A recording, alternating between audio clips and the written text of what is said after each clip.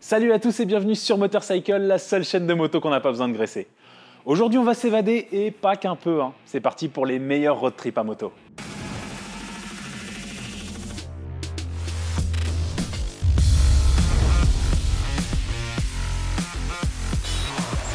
Hop, avant de démarrer on voulait vous parler du sponsor de cette vidéo, parce qu'après tout un road trip réussi c'est aussi un road trip où on part bien équipé. Et bah ça tombe super bien parce qu'en ce moment c'est les soldes chez motocard.com. Attends, Motocard Le spécialiste européen de l'équipement du motard depuis plus de 40 ans? Exactement. Et donc du 11 janvier au 7 février, profitez de remises jusqu'à moins 70% sur des milliers d'articles, y compris sur les produits siglés Armure, la propre marque de Motocard au rapport qualité-prix imbattable. Vestes, casques, chaussures, pantalons et même intercom, plus d'excuses pour ne pas vous équiper de la tête aux pieds. Ouais, ou faire des cadeaux à madame. Ouais, ou à monsieur, hein. J'aime quand on m'enduit d'huile. Attends. Non, arrêtez, alors là, c'est n'importe quoi. Bref, pour voir tout ça, le plus simple, c'est encore de cliquer sur le lien en description. Et puis n'oubliez pas que jusqu'à la fin de l'année, vous avez aussi 20% de remise sur des tonnes de produits supplémentaires grâce au code promo Motorcycle20. Voilà, donc encore un grand merci à Motocard et puis bah, on retourne à la vidéo. Hein. Allez, c'est parti. Alors toi, on est en hiver et tu nous ponds un top 10 road trip. Bah oui, justement, c'est le meilleur moment. Déjà, ça va faire oublier un peu le froid, la pluie, et ensuite, bah, s'il y a des endroits dans la liste qui vous font rêver, et bah comme ça, vous avez le temps de préparer votre road trip. Putain, il est fort ce con. Ça se tient. Ah non, il y en a là-dedans. Bon alors. Donc, sans plus attendre, notre top 10 des meilleures routes pour se balader à moto.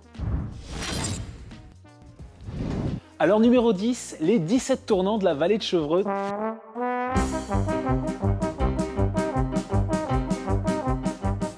vallée de Chevreux.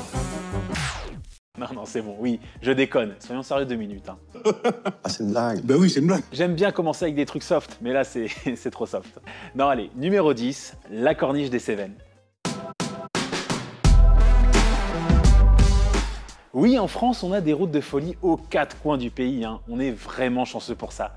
Mais comme je peux pas toutes les citer et qu'il fallait bien commencer quelque part, eh ben direction le Midi et la corniche des Cévennes. Parce que c'est un pur régal. C'est là que j'ai fait mes premières balades moto et dès que je peux, j'y retourne. En plus, c'est une balade qui se fait facilement dans la journée. Hein. Tu pars de Montpellier, tu vas jusqu'à Florac, en passant par le col Saint-Pierre, tu files vers Alès et retour au point de départ. La première partie, c'est plein de petits virages et ensuite, c'est que de la grande courbe rapide, le kiff tout simplement. Et en plus, il y a quelques paysages vraiment sympas. Donc que ce soit en roadster, en trail, en sportif, bref, avec n'importe quel type de moto, tu te régales. Numéro 9, on ne pouvait pas passer à côté de celle qu'on surnomme la mère de toutes les routes, la route 66. Ou Route 66, et non pas Road. Hein. Celui qui me trouve un panneau Road 66 sur cette route, je sais pas, je lui paye une bécane neuve. Certes, c'est cliché, mais n'empêche que la route 66, c'est à faire au moins une fois dans sa vie. Elle part de Chicago jusqu'à Los Angeles, donc elle traverse quasiment tous les États-Unis sur 4000 km. Autant dire que question d'épaysement, ouais, t'es bien, t'es très bien. Alors en termes de virage, c'est pas la route la plus sportive, hein, et c'est d'ailleurs pour ça que les road trips se font le plus souvent en Harley. Mais c'est un autre plaisir, parce que c'est ça la route 66. Tu cruises, tu kiffes les paysages, tu t'arrêtes à des endroits mythiques. Tu vis un peu le rêve américain, quoi. Bon, pour peu que t'aimes ça un minimum, hein. Je sais que c'est pas le cas de tout le monde. Mais nous, perso, on kiffe. On kiffe, hein. On a déjà fait un petit bout en bagnole il y a 10 ans maintenant.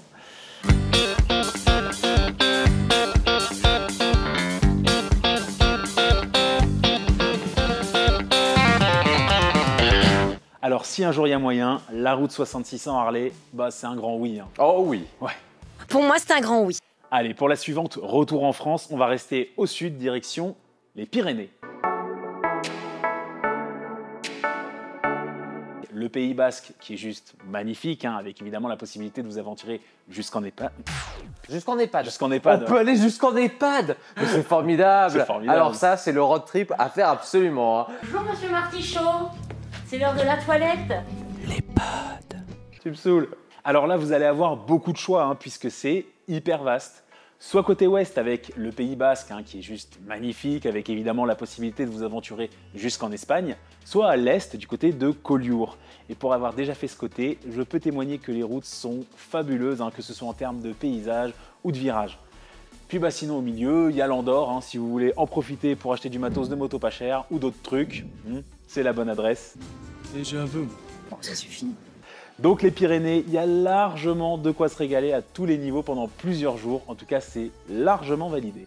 Bon, ensuite, on va remonter plus au nord. Le Nord? Non. À Lyon?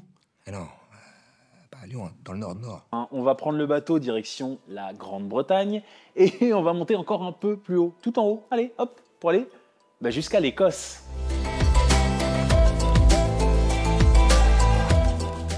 Alors oui, prévoyez des bons pneus pluie et une tenue bien étanche, hein. Mais franchement, c'est magnifique. Il est magnifique ce carrelage ou il est pas magnifique? C'est magnifique. Dans ce qu'on appelle les Highlands, vous allez pouvoir vous régaler avec des routes qui serpentent là au milieu des montagnes et des lacs. On se croirait dans le Seigneur des Anneaux, mais sans avoir besoin d'aller jusqu'en Nouvelle-Zélande. C'est plutôt cool, non? Et puis pour peu que vous aimiez un peu le tourisme et la culture locale, l'Écosse, c'est des châteaux et des distilleries de whisky à la pelle. Et ça aussi, ça peut être cool. L'alcool, c'est pas cool! Bon, pour la gastronomie, en revanche, hein, on repassera genre la panse de brebis farcie. Perso, non, hein. Non, ça ira. Pourquoi? Pas envie. En revanche, si vous voulez bien bouffer, du soleil à foison et de la petite route qui tourne sévère, eh ben, y a la Corse. Et oui, numéro 6, l'île de Beauté.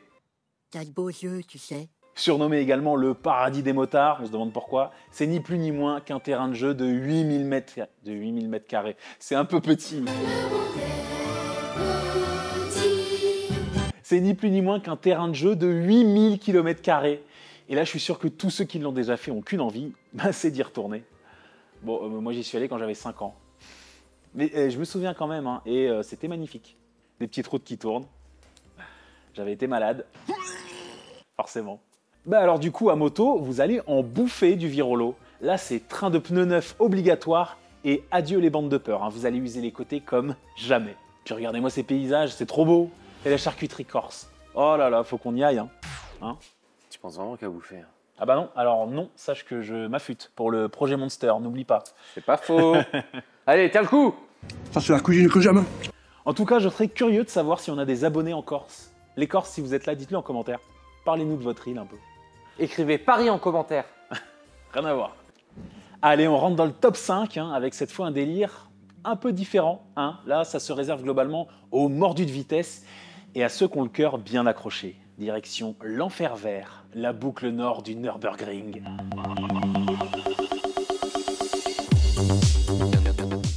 Ah, la mythique Nordschleife. La Nordschleife! Il y a tellement à dire dessus. Un jour, on fera un épisode rien que sur elle, j'espère. Ouais. Et on ira aussi, s'il te plaît. Ah bah oui, bien sûr. Déjà, on avait failli y aller avec ta classe A. Ouais, c'est vrai. C'est bien toi. Parce que oui, même si c'est agencé comme un circuit, qu'il y a des courses dessus comme un circuit, que les constructeurs y développent leurs modèles les plus sportifs comme un circuit, la Nordschleife est une route publique. Alors, une route à péage malgré tout, de 20 km, avec un seul sens de circulation et pas de limitation de vitesse. Une route sensationnelle. Le grip est incertain, les virages en aveugle sont légion, il y a un dénivelé de station de ski, mais de l'avis de tous ceux qui ont posé un jour leur roue, ça aussi il faut le faire au moins une fois dans la vie. Question sensation, c'est indescriptible. Et d'ailleurs, si tu veux apprendre l'humilité, ah bah c'est le bon endroit. Hein. Tu crois que t'es rapide? Peu importe si t'as bouclé 1000 tours sur PlayStation. Quand tu vas te faire déboîter par une Porsche tout en drift, tu vas vite redescendre mon coco. Hein. D'ailleurs, attention, tu te plantes, tu payes.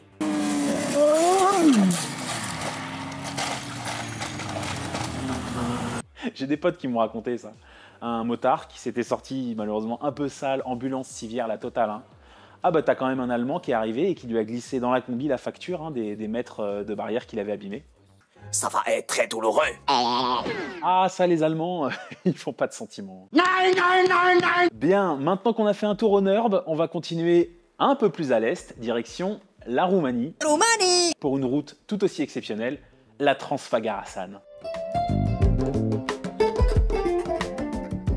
Construite dans les années 70 à la demande du dictateur Nicolae Ceausescu.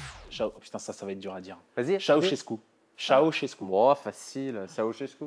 Construite dans les années 70 à la demande du dictateur Nicolae Ceausescu pour contrer une éventuelle invasion russe, cette route coupe en plein à travers les montagnes des Carpates. Résultat, plus de 100 km de virages dans tous les sens à 2000 mètres d'altitude. Là aussi, dans le genre expérience unique, ah oui, ça se pose là. Hein. Pour vous donner une idée, hein, moi j'ai découvert cette route dans l'épisode de Top Gear UK où le thème était « À la recherche de la meilleure route du monde ».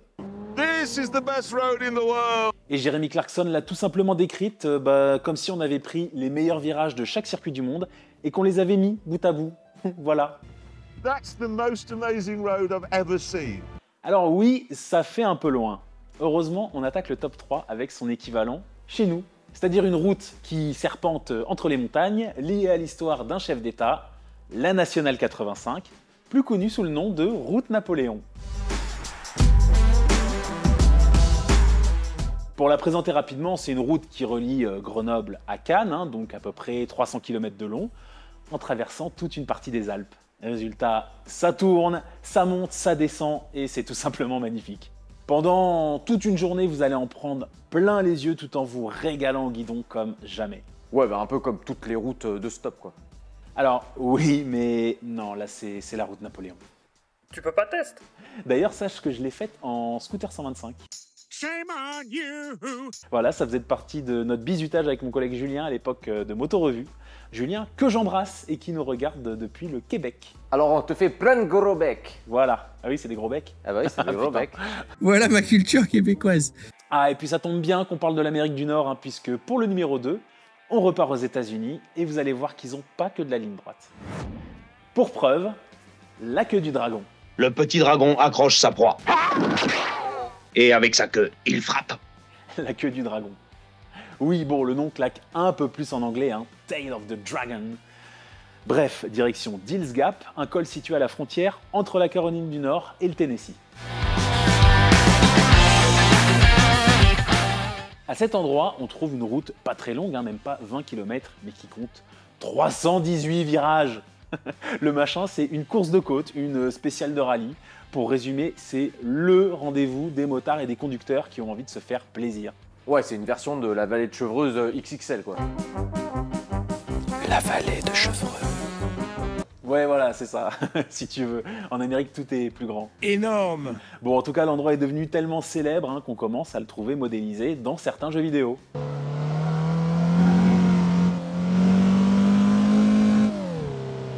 Et encore mieux, il y a un mec, son taf, c'est de faire des photos là-bas, toute la journée, toute la semaine, toute l'année, et de les vendre ensuite en ligne à ceux qui veulent un souvenir, comme sur un circuit, quoi. Évidemment, en quasi 20 ans de carrière, il a pris des photos complètement dingues, donc bah, allez checker ses réseaux, c'est génial, il y a de vraies pépites. Bon, en revanche, si jamais un jour vous avez la chance d'aller poser vos roues là-bas, gaffe quand même, hein, il y a moyen de se sortir fort. D'ailleurs, pour pas l'oublier, il y a carrément un arbre au départ de la route sur lequel finissent tous les morceaux de bécane éclatés. L'arbre de la honte, the Tree of Shame. Shame. Et nous voilà arrivés au dernier numéro de la liste. Peut-être pas le meilleur road trip comparé à certains autres, mais clairement le plus mythique à faire à mes yeux. Donc celui que j'ai placé au sommet, l'île de Man. Et si possible, pendant le Tourist Trophy. Alors oui, hors période Titi, c'est déjà très cool. Hein. On parle d'une île d'à peine 600 km² sur laquelle le temps semble s'être figé. Voilà, donc des paysages anglais typiques, des moutons, des fish and chips, des chats sans queue. Et aucune limitation de vitesse hors agglomération. Ça donne un peu le ton. Car chaque année, au printemps, plus de 40 000 spectateurs débarquent sur l'île, dont une grande majorité avec leur moto pour profiter pendant 2 semaines de la course la plus dingue de la planète, le Tourist Trophy.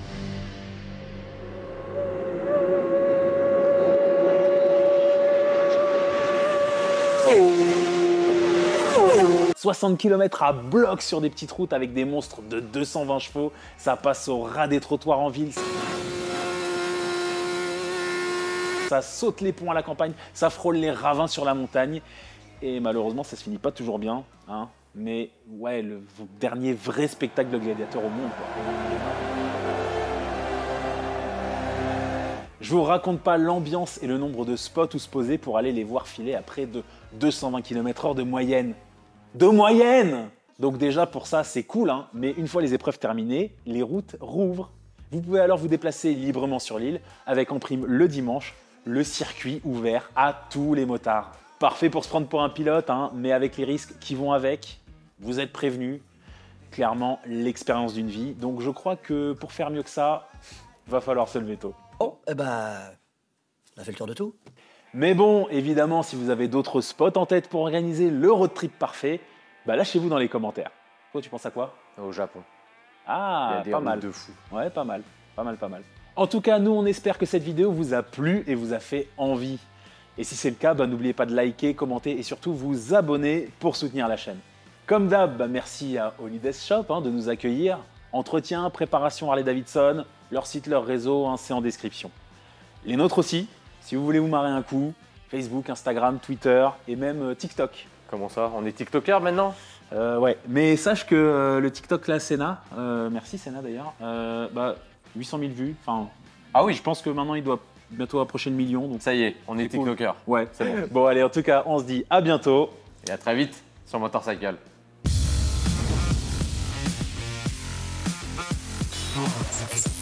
Hop, hop, hop, avant. Je déconne. Allez, oui, soyons sérieux. Soyons sérieux. Si, c'est Horis. C'est vrai qu'aller au Ritz en road trip, c'est très bien. À 2000 mètres d'altitude, 2000 km d'altitude, ça va. Je suis bloqué. Ta race.